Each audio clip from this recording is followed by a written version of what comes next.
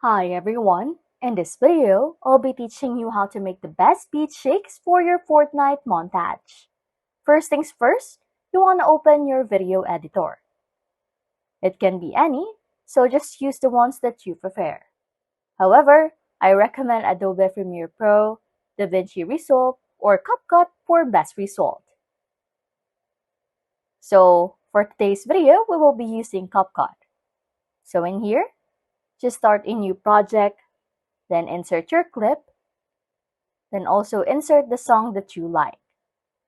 Then, what you want to do next is to add velocity to your video.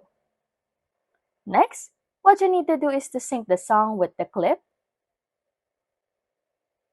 And lastly, integrate the edit that you want on your video clip to make it look interesting and popping. And, as simple as it is, you can now make the best beat shakes for your Fortnite montage. Anyways, if you like content like this, don't forget to subscribe to this channel or comment down below any tutorials you want us to make, so we can help you.